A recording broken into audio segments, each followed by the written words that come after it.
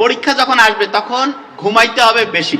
আমি বলছি, লিখে রাখেন, পরীক্ষা আসবে ঘুমাইতে হবে বেশি। এটা এক নাম্বার। কি কারণে?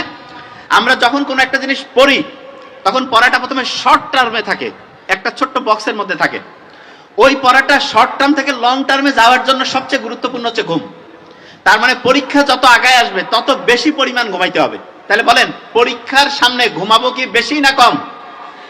বেশি। এক নাম্বার। দুই নাম্বার জিনিস, অনেকে আছে না, পড়তে গেলে কয় যে ভাই পড়া মাথায় ঢুকতেছে না, সহজ বুদ্ধি শিখাই দেই। আপনি একটা কঠিন জিনিস পড়ার আগে, শুনেন, কঠিন জিনিস পড়ার আগে একটু ঘুমাই নেবেন। কয় মিনিট? 5 থেকে 7 মিনিট অ্যালার্ম দিয়ে রাখবেন, ছোট্ট অ্যালার্ম। মানে অ্যালার্মটা হবে, মিউজিকটা এমন যাতে পাখির কিচির মিচির এরকম, ভয়ের কিছু না। 5-7 মিনিট ঘুমায় আপনি উঠলেন, উঠার পরে আপনি আবার কিচির মিচিরের একটা অ্যালার্ম দিবেন। অ্যালার্মটা দিবেন 15 থেকে 20 মিনিট এবং টার্গেট নেবেন যে 15-20 মিনিটে এই পড়াটা পড়বো। অবাক হয়ে যাবেন, ব্রেন যখন দেখে যে আগের থেকে আমি টার্গেট ফিক্সড করে দিয়েছি, তখন ব্রেন ওই কাজটাকে সফল করার জন্য খুব দ্রুতই পড়াটা কমপ্লিট করবে। এবং পড়াটা যখন কমপ্লিট হয়ে গেল, 15-20 মিনিট পরে আবার 5-7 মিনিটের একটা চোখ বন্ধ করে ঘুমাবেন, যে ভাই এটা আবার কেমন কথা। হ্যাঁ, এটা খুবই গুরুত্বপূর্ণ। আপনি ঘুমানোর মাধ্যমে পড়াটাকে শর্ট টার্ম থেকে লং টার্ম যে মেমোরি সেন্টার আছে সেখানে রিজার্ভ করবেন। যে কোনো গুরুত্বপূর্ণ পড়া পড়ার আগে একটু ঘুম, তারপরে একটু পড়লেন, তারপরে একটু ঘুম। এটা সবচেয়ে ইফেক্টিভ। পড়াটাকে স্যান্ডউইচের মতো একদম শর্ট টার্ম থেকে লং টার্ম মেমোরিতে রিজার্ভ করে ফেলে। আর একটা জিনিস বলি, অনেকেই পড়ার সময় কি করে, একটানা পড়ে। নো, এই কাজটা করবেন না।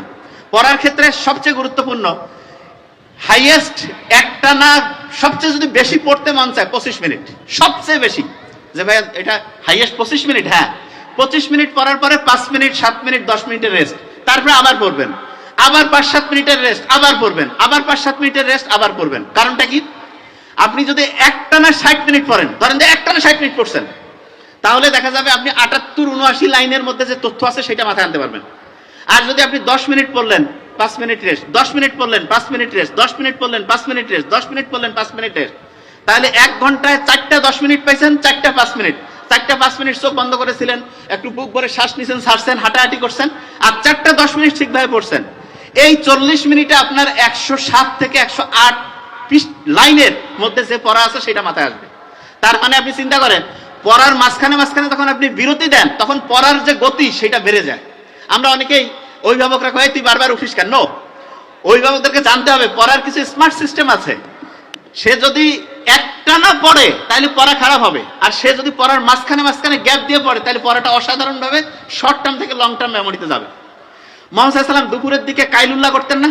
দুপুরের দিকে দেখা যায় তো একটু চোখ বন্ধ করে ঘুমাই থাকতো, তারপরে উনি উঠতেন। বিজ্ঞানীরা এখন দেখছে ওইটাকে ওরা একটা স্পেশাল নাম দিছে, পাওয়ার ন্যাপ।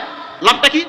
কেউ যদি পড়ার মাঝখানে মাঝখানে পাওয়ার ন্যাপ নেয় তাহলে পড়ার গতি 500% বেড়ে যায়, 500%। তার মানে 5 গুণ পর্যন্ত পড়ার গতিটা